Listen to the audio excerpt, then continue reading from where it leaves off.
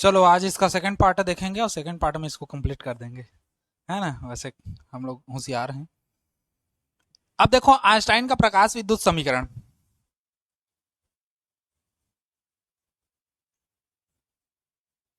Einstein का प्रकाश विद्युत समीकरण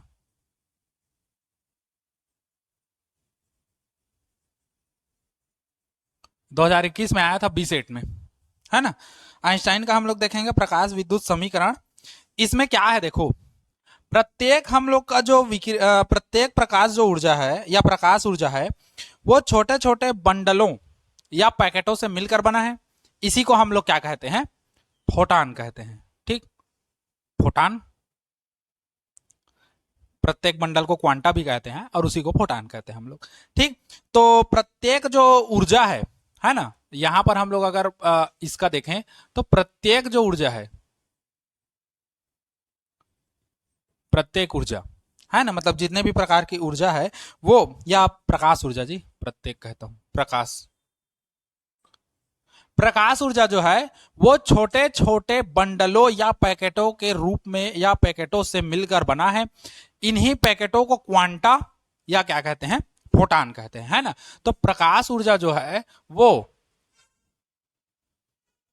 छोटे छोटे बंडलों या पैकेटों से मिलकर बना है ना। इसे, मतलब ये जो छोटे छोटे बंडल या पैकेट है, तो इन पैकेटों को या इन बंडलों को फोटान या क्या कहते हैं, वह है ना,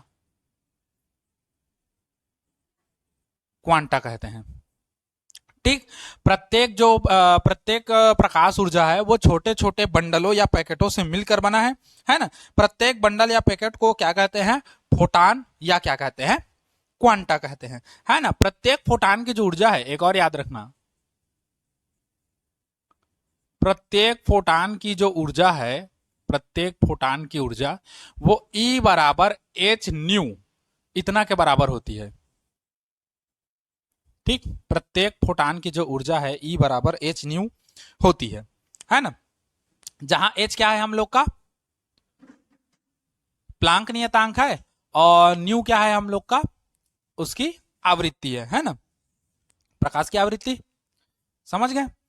अब उसके बाद इन्होंने क्या किया, आइंस्टाइन का प्रकाश विद्युत समीकरण के लिए उन्होंने कई ठो नियम दिया, है ना। उसको हम लोग पहले देखते हैं। इसके अनुसार हम लोग क्या क्या देखते हैं, देखो इसके अनुसार, किसके अनुसार, दिस के अनुसार, है ना। तो इसके अनुसार क्या है, पहला चीज तो याद रखो कि आ,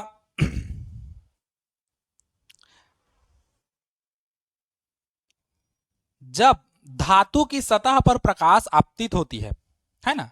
अगर हम लोग एक मेटल ले लें, धातु ले लें या धातु का टुकड़ा ले लें, तो धातु की सतह पर जो प्रकाश आपतित होती है ना, तो उत्सर्जित जो इलेक्ट्रॉन है इस ऊर्जा का क्या कर लेते हैं, अवशोषण कर लेते हैं। और अवशोषण करने के बाद उनका उस ऊर्जा का उपयोग वो लोग दो तरीके से करते हैं, मतलब सीधा सीधा खर्च कह सकते हैं, है ना।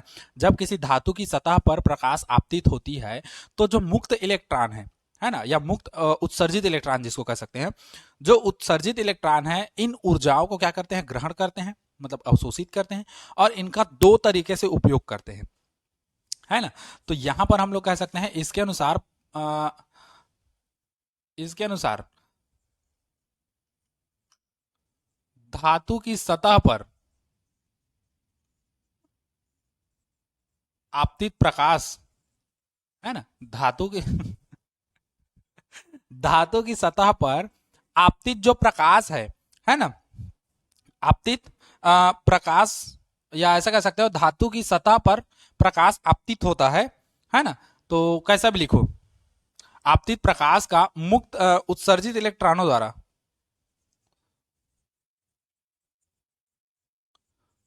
उत्सर्जित इलेक्ट्रॉन द्वारा क्या होता है, अवशोषण होता है, अवशोषण होता है। या इसको ऐसे भी लिख सकते हो, धातु की सतह पर प्रकाश जब आपतित होती है तो उत्सर्जित इलेक्ट्रॉन द्वारा उसका क्या किया जाता है, अवशोषण होता है ना, या उसको ग्रहण किया जाता है ना, तथा दो तरीके से इस ऊर्जा का क्या किया जाता है, उपयोग किया जाता है, तथा दो तरीके से ऊर्जा का क्या किया जाता है, दो तरीके से ऊर्जा का व्यय होता है, व्यय मतलब खर्च। ठीक, उस ऊर्जा को हम लोग उपयोग दो तरीके से करते हैं। पहला क्या करते हैं, ऊर्जा का एक भाग इलेक्ट्रॉन को धातु की सतह से हटाने में होता है ना। पहला ऊर्जा का खर्च क्या है, पहला ऊर्जा खर्च क्या है, तो पहला ऊर्जा खर्च यह है कि ऊर्जा का जो एक भाग है, अब दो भाग में है, दो भाग में व्यय होता है, मतलब दो तरीके से, तो एक तरीका क्या है या एक भाग क्या है, हाँ हाँ वही इच्छा लगभग इधर उधर है बस थोड़ा सा। हाँ, तो लिखा उसमें होता क्या है, ऊर्जा का जो एक भाग है वो धातु की सतह से इलेक्ट्रॉन को क्या करता है, हटाने में व्यय होता है। यह ऊर्जा जो है कार्यफलन के बराबर होता है ना, धातु के कार्यफलन के क्या होता है, बराबर होता है। तो ऊर्जा का एक भाग जो है, ऊर्जा का एक भाग धातु की सतह से, धातु की सतह से इलेक्ट्रॉन को, इलेक्ट्रॉन को उत्सर्जित करने में व्यय होता है।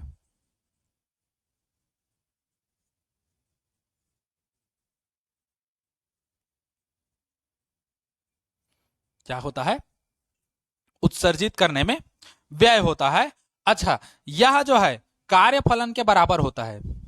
ठीक, ऊर्जा का एक भाग धातु की सतह से इलेक्ट्रॉन को उत्सर्जित करने में व्यय होता है, और यह जो ऊर्जा है कार्यफलन के क्या होता है, बराबर होता है। यह ऊर्जा जो है, ये जो एनर्जी है, यह ऊर्जा किसके बराबर होता है, कार्यफलन। कार्यफलन को किससे प्रदर्शित करते हैं, फाई नॉट, है ना। तो कार्यफलन फाई नॉट के क्या होता है, बराबर होता है। ठीक, अब एक भाग का हम लोग खर्च देख डाले, अब दूसरा भाग कैसा होगा, तो दूसरा भाग क्या है, ऊर्जा का शेष भाग कहां जाएगा। तो देखो, जब हम लोग देखे हैं, जब कोई ये धातु है मान लो, और इस धातु की सतह पर प्रकाश आपतित हो रहा है ना, आ रहा है, तो टकरा करके क्या करेगा, इलेक्ट्रॉन को उत्सर्जित करेगा, है ना। और इलेक्ट्रॉन को उत्सर्जित करेगा तो इलेक्ट्रॉन कहां जाएगा, तो एक भाग हम लोग का क्या देना चाहिए, इलेक्ट्रॉन को गतिज ऊर्जा देना चाहिए, ताकि वो सतह को छोड़कर कहीं और जाए। तो सतह को छोड़कर कहीं और जाने के लिए उसको क्या चाहिए, गतिज ऊर्जा चाहिए। तो यही काम हम लोग का क्या करता है, दूसरा भाग करता है। एक भाग क्या करता है, धातु की सतह से टकराएगा और इलेक्ट्रॉन को उत्सर्जित करेगा, और दूसरा भाग क्या करेगा, इलेक्ट्रॉन को गतिज ऊर्जा प्रदान करता है, ताकि इलेक्ट्रॉन उस सतह को छोड़ करके कहां जाए, कहीं और जाए। ठीक, तो ऊर्जा का दूसरा भाग इलेक्ट्रॉन को क्या करता है, गतिज ऊर्जा प्रदान करता है। तो दूसरा करेंगे, ऊर्जा का शेष भाग, ऐसे कर दो, शेष भाग या दूसरा भाग जैसा भी करोगे, है ना, एक ही बराबर है, क्योंकि दो भाग में हम लोग कर दिए हैं। या तो ऊर्जा का शेष भाग लिख लो, या ऊर्जा का दूसरा भाग कह सकते हो, है ना। तो ऊर्जा का शेष भाग उत्सर्जित इलेक्ट्रॉन को,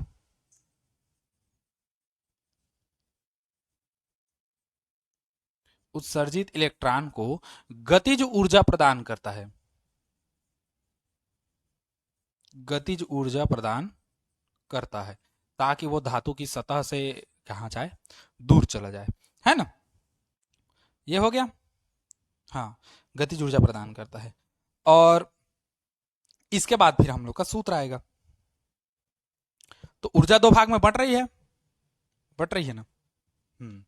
अब देखो, अर्थात हम लोग इसी को देखो, अर्थात हम लोग करके लिख सकते हैं, अर्थात जो टोटल एनर्जी है वो दो भाग में बट रहा है।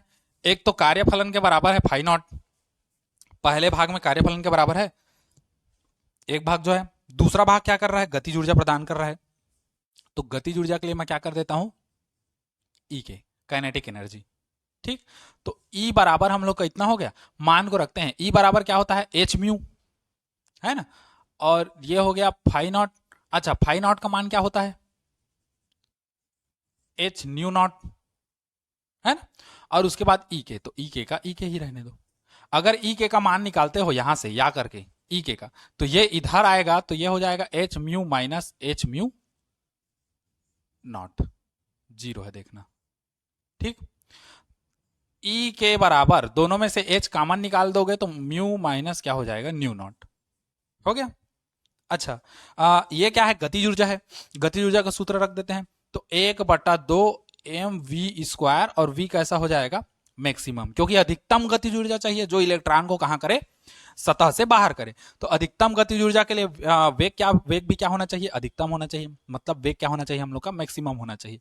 तो वी मैक्स बराबर हो जाएगा एच, और न्यू माइनस क्या हो जाएगा, न्यू नॉट। ठीक, यही हम लोग का क्या है,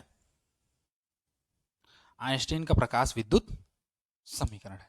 ठीक, तो यहां पर लिख लेना, आइंस्टाइन है, आइंस्टाइन का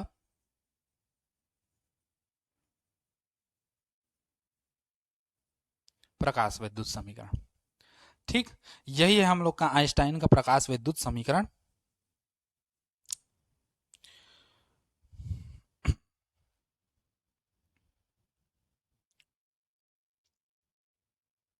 हो गया। हम्म हम्म उसके बाद देखो, आइंस्टाइन, इसको नोट करो चलो।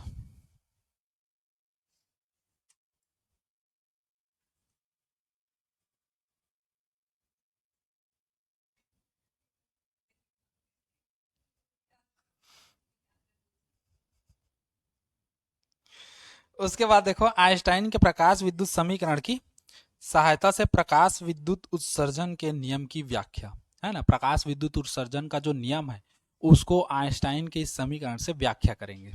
ठीक,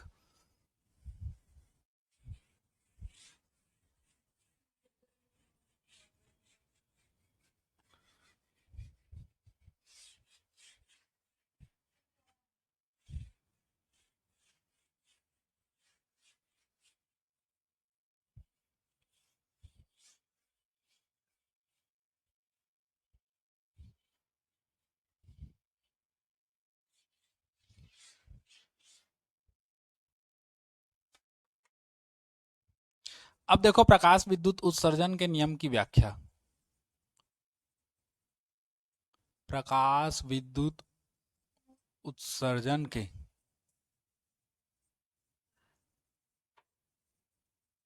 नियम की व्याख्या, और ये किसके अनुसार है, आइंस्टीन के, या आइंस्टाइन के प्रकाश विद्युत समीकरण के आधार पर प्रकाश विद्युत उत्सर्जन के नियम की व्याख्या। ठीक, हाँ, चलो अब इसी में देखते हैं हम लोग। पहला,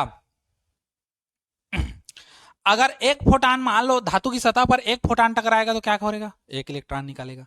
लेकिन अगर हम लोग क्या करें, ज्यादा फोटान डाल दे तो, ज्यादा फोटान यदि धातु की सतह से टकराएगा तो क्या होगा, ज्यादा इलेक्ट्रॉन निकलेगा। मतलब हम लोग का इलेक्ट्रॉन उत्सर्जन की जो दर है वो आपतित प्रकाश की तीव्रता पर निर्भर करती है ना, एक तो वो है।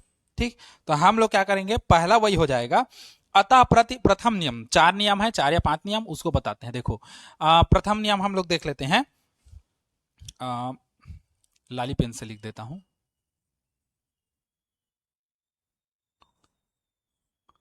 प्रथम नियम, प्रथम नियम हम लोग को क्या कहता है, जो उत्सर्जित इलेक्ट्रॉन की संख्या है, मतलब प्रति सेकंड उत्सर्जित इलेक्ट्रॉन की जो संख्या है वो धातु की सतह पर आपतित या धातु की सतह पर टकराने वाली प्रकाश की किरण या प्रकाश की तीव्रता पर क्या करती है, निर्भर करती है। ठीक, तो पहला परिभाषा हम लोग का ये आ जाएगा। क्या आएगा पहला परिभाषा, कि प्रति सेकंड उत्सर्जित इलेक्ट्रॉन की जो संख्या है ना, प्रति सेकंड उत्सर्जित इलेक्ट्रॉन की जो संख्या है वो धातु की सतह पर आपतित प्रकाश की तीव्रता पर निर्भर करती है ना, उस पर निर्भर करेगी। वही है, तो प्रकाश की तीव्रता वही है, फोटानी है। हाँ वही है, एक ही है। चलो, प्रथम नियम क्या है, प्रति सेकंड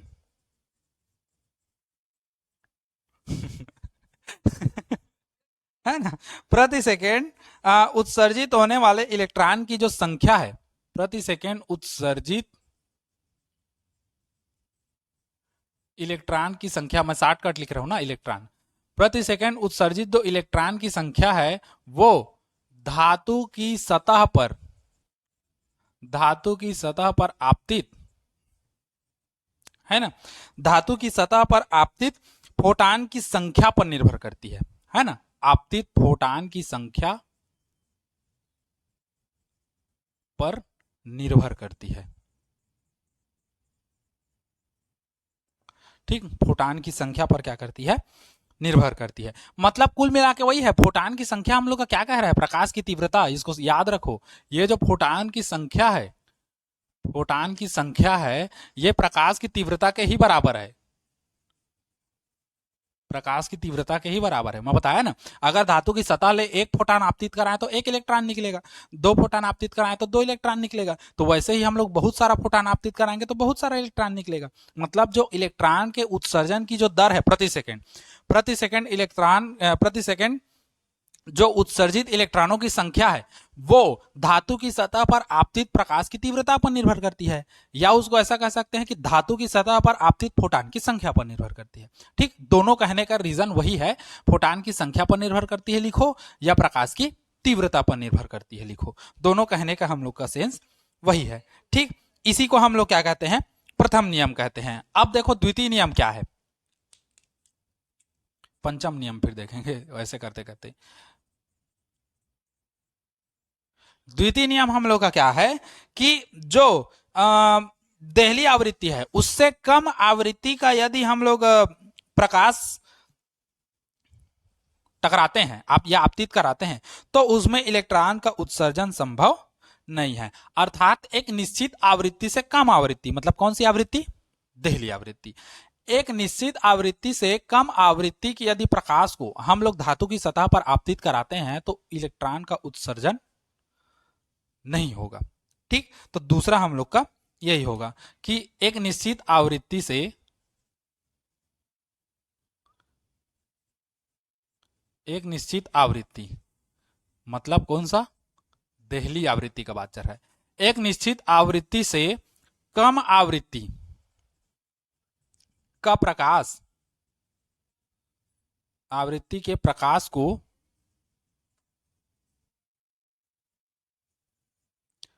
धातु की सतह पर आपतित कराते हैं,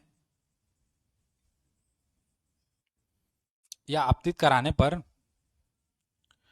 इलेक्ट्रॉन का उत्सर्जन नहीं होता। ठीक, इलेक्ट्रॉन का उत्सर्जन नहीं होता या संभव नहीं है, संभव नहीं है।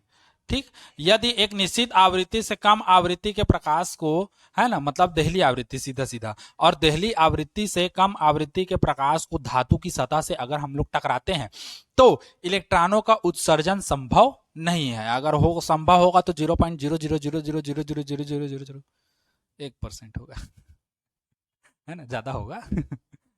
ठीक, ये हो गया, ये हम लोग का द्वितीय नियम हो गया। ठीक, अब उसके बाद तृतीय नियम क्या कहता है, तो तृतीय नियम बहुत अच्छा चीज कहता है, चलो इसको नोट करो फिर आगे बताते हैं। हो गया, चलो तो होशियार है। तो उत्सर्जित इलेक्ट्रॉन की जो अधिकतम गतिज ऊर्जा है वो धातु की सतह पर आपतित प्रकाश की तीव्रता पर निर्भर करती है। ठीक, उत्सर्जित इलेक्ट्रॉन की संख्या हो गया या उत्सर्जित इलेक्ट्रॉन की गतिज ऊर्जा हो गया, ये दोनों धातु की सतह पर आपतित प्रकाश की तीव्रता पर निर्भर करती है। ठीक, तो इसके बाद हम लोग का आएगा तृतीय नियम। तृतीय नियम क्या कहता है ये देखो, तृतीय नियम हम लोग का क्या कहता है, उत्सर्जित इलेक्ट्रॉन की जो गतिज ऊर्जा है, अधिकतम गतिज ऊर्जा, वो प्रकाश की आवृत्ति के अनुक्रम अनुपाती होता है, उस पर निर्भर करता है। उत्सर्जित इलेक्ट्रॉन की अधिकतम गतिज ऊर्जा, उत्सर्जित इलेक्ट्रॉन की जो अधिकतम गतिज ऊर्जा है वह, या उत्सर्जित इलेक्ट्रॉन की अधिकतम गतिज ऊर्जा आपतित आपतित प्रकाश की तीव्रता के अनुक्रम अनुपाती होता है। ठीक, प्रकाश की तीव्रता के अनुक्रम अनुपाती होता है, या प्रकाश की आवृत्ति के, वही तो है बोले तोरे तोरे जी मरबो हमन, प्रकाश की आवृत्ति के अनुक्रमणपाती होता है। ठीक, तो रोजी काब कल्लाही, आज के दिन ना, है ना। तो ये क्या हो गया, उसी पर निर्भर करता है। ठीक, यदि आपतित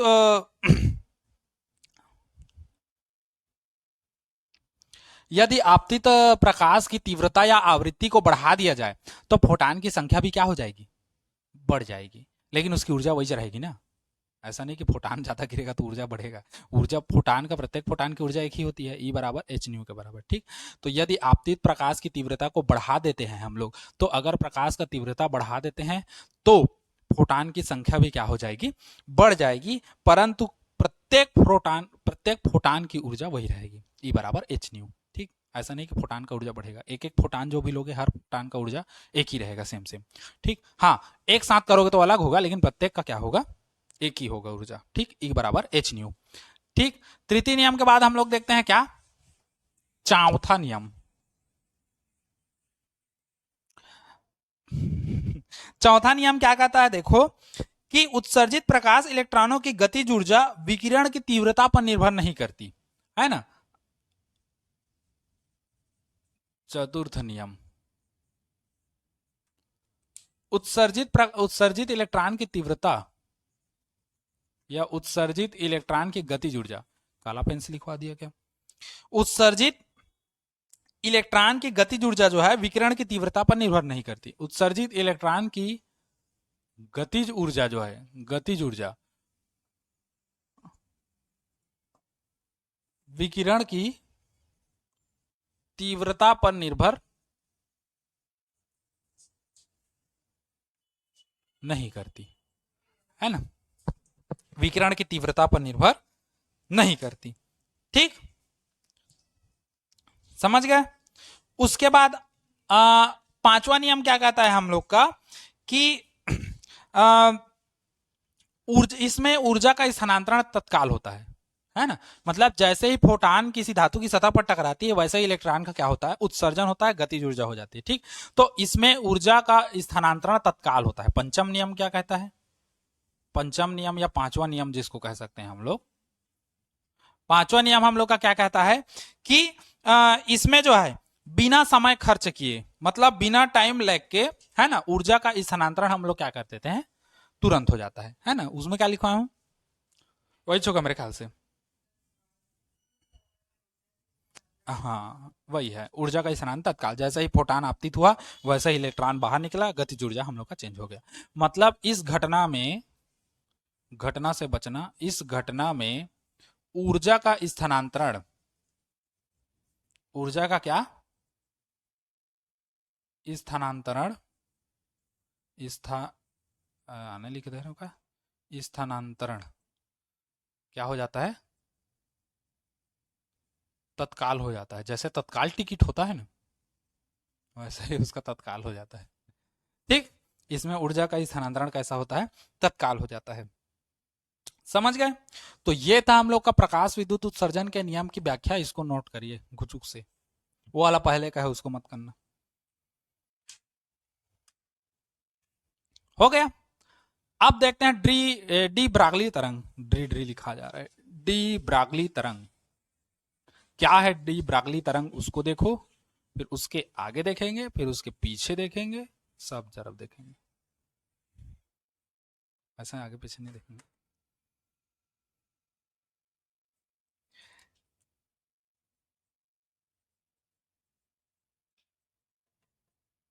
डी ब्रागली तरंग या डी ब्रागली समीकरण, पहले तो तरंग देखते हैं, किसको कहेंगे, डी ब्रागली तरंग, है ना। तो प्रत्येक गतिमान कण के साथ तरंग भी क्या होता है, संलग्न होता है ना। अगर कोई भी कण गति कर रहा है तो उसके साथ साथ क्या होगा, तरंग भी होगा, है ना। तो इसी गतिमान कण के साथ जो संलग्न तरंग है, इसी को क्या बोला गया, डी ब्रागली तरंग कहा गया। ठीक, क्या हो गया वो, इसी को हम लोग का क्या कहा गया, डी ब्रागली तरंग कहा गया। ठीक, तो ये होता है।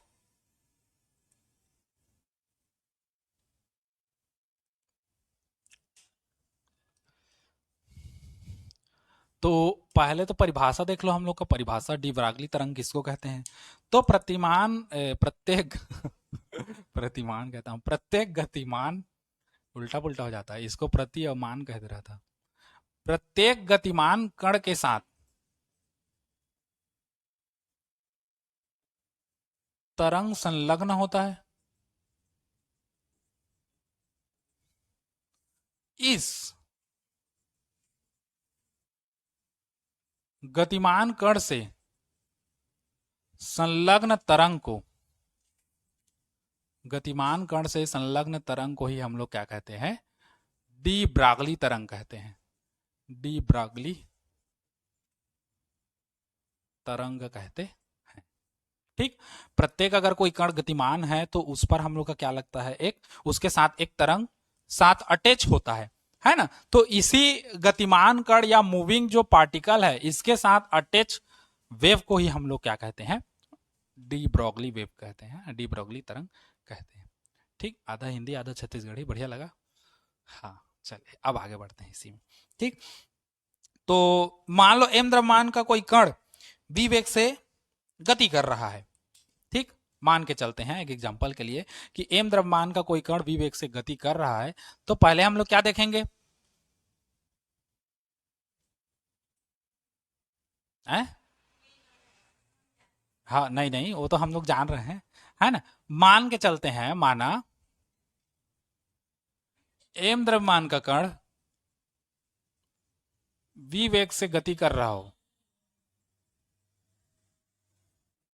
तो है ना, मान के चलते हैं यदि m द्रव्यमान को कोई कण v वेग से गति कर रहा हो, है ना, तो फोटान ऊर्जा, है ना, तो फोटान ऊर्जा हम लोग का क्या पता है? E बराबर क्या होता है? H new. समीकरण इसको मानेंगे क्या? पहला। और आइंस्टाइन का क्या? द्रव्यमान ऊर्जा संबंधी नियम तथा आइंस्टाइन के द्रव्यमान ऊर्जा संबंधी नियम, अक्षर आज खरबटा गया है ना? E बराबर क्या होता है? mc²। समीकरण 2, समीकरण 1 और 2 से देखो, समीकरण 1 व 2 से, तो बराबर कर दो mc² बराबर h न्यू।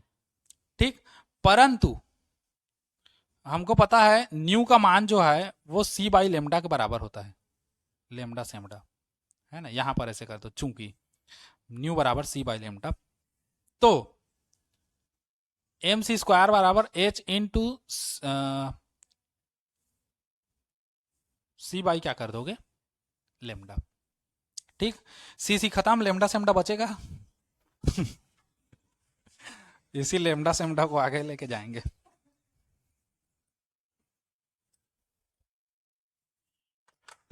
है ना? ये लेमडा को इधर क्या हो? एम सी एम सी बराबर उधर कितना हो जाएगा? एच बाई वही, है ना?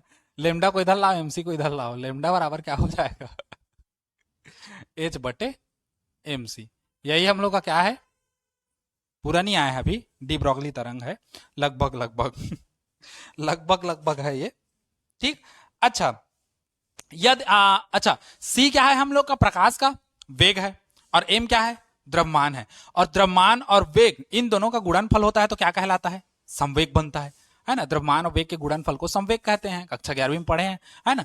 परंतु हमको पता है एम इंटू सी बराबर क्या होगा? पी, स्मॉल पी संवेग, तो लेमडा बराबर हो जाएगा एच बटे कितना? पी।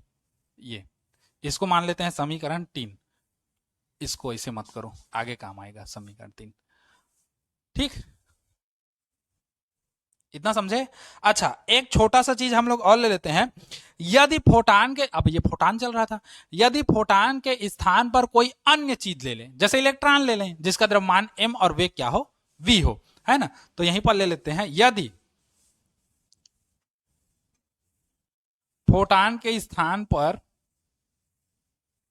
अन्य कण, कोष्टक में इलेक्ट्रॉन ले लेते हैं, हो जिसका द्रव्यमान m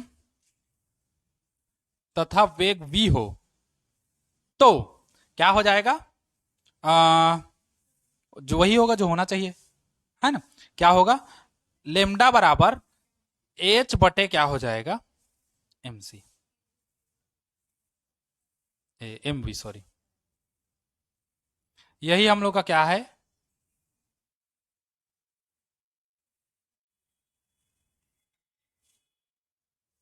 डी ब्रॉगली का क्या है? तरंग समीकरण है। हो गया।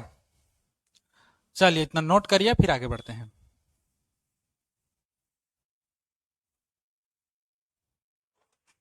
एक टॉपिक और बचा, उसके बाद ये चैप्टर खत्म। फोटान के लिए थोड़ा सा बता देंगे। फोटान क्या क्या है उसको लास्ट बताया था ना। नहीं नहीं, छोटा सा फोटान का बस 3-4 स्टेप में है ना, बस वही हो गया है। चलो उसके बाद फिर फोटान के बारे में बताते हैं।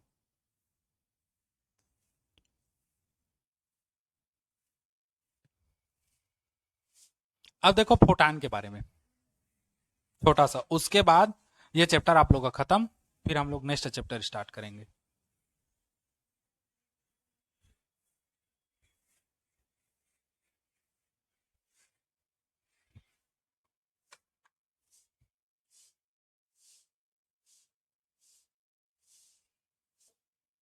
पहला, फोटान के बारे में जान लो।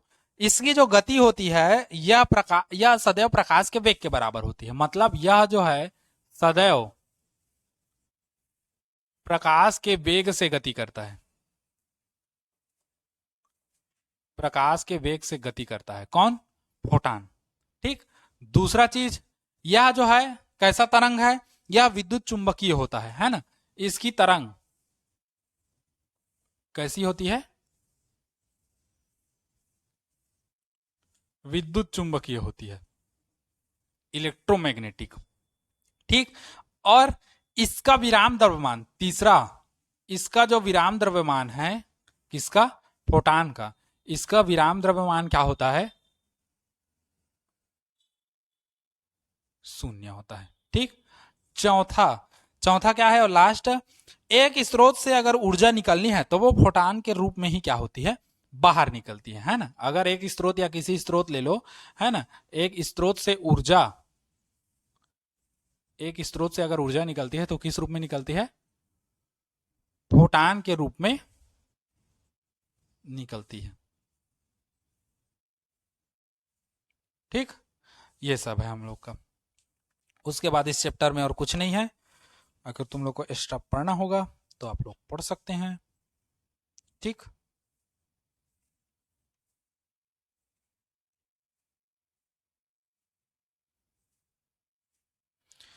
चलो आज इतना ही देखो।